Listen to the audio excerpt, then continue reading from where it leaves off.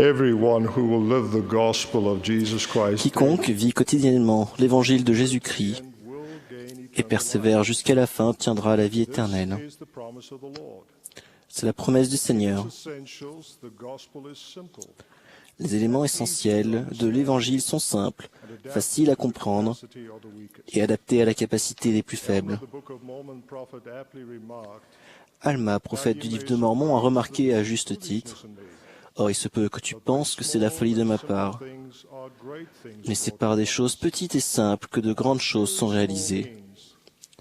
Et c'est par de très petits moyens que le Seigneur confond les sages et réalise le salut de nombreuses âmes. » Très récemment, j'ai eu la chance d'observer ce processus dans la vie d'un frère du nom de Stan, qui n'avait pas été pratiquant pendant environ 45 ans. Il avait mené une vie juste et avait apporté son soutien à sa femme et à son fils dans leur participation de membres fidèles à l'Église. Mais pour des raisons personnelles, il avait choisi de rester en dehors de la fraternité de l'Église. Néanmoins, chaque mois, il accueillait les instructeurs au foyer. En février 2006, Stan a reçu de nouveaux instructeurs au foyer. La première visite a été plutôt agréable, bien que Stan n'ait montré aucun intérêt véritable pour l'Évangile ou pour aucun sujet vaguement associé aux choses spirituelles. La visite suivante n'a pas beaucoup modifié ce qu'ils avaient initialement remarqué, bien que Stan ait été un peu plus chaleureux et amical. Cependant, à leur troisième visite, il y a eu un changement manifeste dans l'apparence et le comportement de Stan. À leur très grande surprise, avant même qu'ils aient pu donner leur message, Stan les a interrompus par plusieurs questions profondes. Dans la discussion qui s'est ensuivie, il leur a aussi raconté ses expériences du mois précédent, pendant lequel sa femme et lui avaient commencé à lire quotidiennement un chapitre du livre de Mormon. Bruce McConkie a décrit avec éloquence le genre de réveil qu'avait connu Stan. Voici un homme qui obtient un exemplaire de ce livre béni, commence à le lire et continue, jusqu'à ce que l'ayant lu entièrement, son âme affamée soit remplie du pain de vie. Il ne peut le mettre de côté ou ignorer ses enseignements. C'est comme si les eaux de la vie coulaient dans les déserts désolés de son âme, étanchant le sentiment d'aridité et de vide qui le séparait jusqu'alors de Dieu. Le pouvoir remarquable du livre de Mormon et la très réelle influence de l'Esprit du Seigneur, lorsque nous lisons ces passages, ont été rappelés aux instructeurs au foyer. Ils ont aussi mieux compris la déclaration de Joseph Smith le prophète, que le livre de Mormon est le plus correct de tous les livres de la terre, et qu'un homme se rapprocherait davantage de Dieu en suivant les préceptes que par n'importe quel autre livre. La soif de connaissance de Stan et sa redécouverte de l'Évangile rétabli ont bientôt étendu sa lecture au-delà d'un chapitre par jour.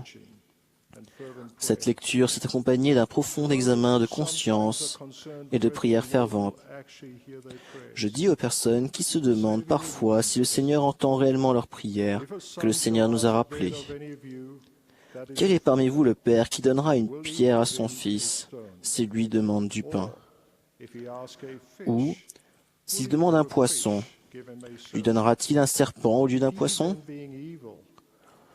Si donc, méchant comme vous l'êtes, vous savez donner de bonnes choses à vos enfants, à combien plus forte raison votre Père céleste donnera-t-il de bonnes choses par le Saint-Esprit à ceux qui le lui demandent? Notre prophète bien-aimé, Gordon Binkley, a aussi donné ce conseil. Vous ne pourrez pas y réussir seul. Vous avez besoin de l'aide du Seigneur. Et ce qui est merveilleux, c'est que vous avez l'occasion de prier avec l'espérance qu'il entendra vos prières et y répondra. Il est prêt à vous aider. En août 2006, Stan s'est risqué aux côtés de sa femme toujours fidèle dans une réunion de sainte scène de sa paroisse pour la première fois en 45 ans. Là, le cœur humble et adonné à la prière. Il a écouté les prières simples de Sainte Seine, faites par les jeunes prêtres.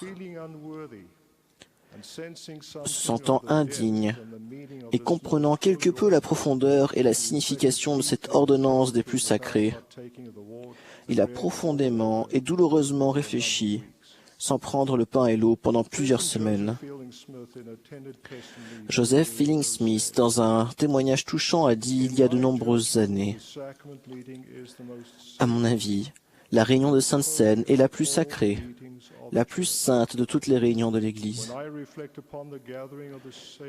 Quand je songe à la réunion du Sauveur avec ses apôtres, en cette nuit mémorable où il a instauré la Sainte Seine, mon cœur est rempli d'émerveillement et je suis touché. Je considère que cette réunion est l'une des choses les plus solennelles et merveilleuses depuis le début des temps. Stan a continué à étudier, à prier, à aller à l'église et à recevoir les conseils et les encouragements appropriés de ses visiteurs au foyer.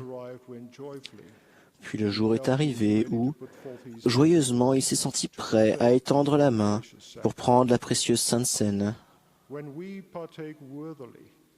Lorsque nous prenons la Sainte Seine dignement, avec réflexion et révérence, nous sommes prêts à devenir participants de la nature divine grâce au sacrifice expiatoire du Christ et au pouvoir du Saint-Esprit. Quand il est redevenu pratiquant dans l'Église, Stan a reçu un appel et quelques mois plus tard a été ordonné à l'office d'ancien. En juillet 2007, Stan et sa femme se sont agenouillés de chaque côté de l'autel dans la maison du Seigneur et, par l'autorité et la loi éternelle de Dieu, ont été mariés pour le temps et pour toute l'éternité. Mes frères et sœurs, puissions-nous redécouvrir le pouvoir divin de la prière quotidienne et la force de conviction du livre de Mormon et des Saintes Écritures. Le dimanche, prenons la Sainte Seine dans un esprit de réelle dévotion à l'égard du dispensateur de toutes choses.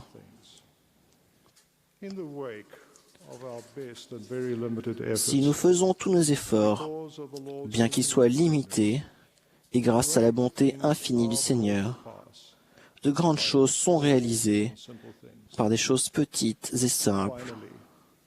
Pour finir, j'ajoute mon témoignage et ma conviction à ces choses sacrées.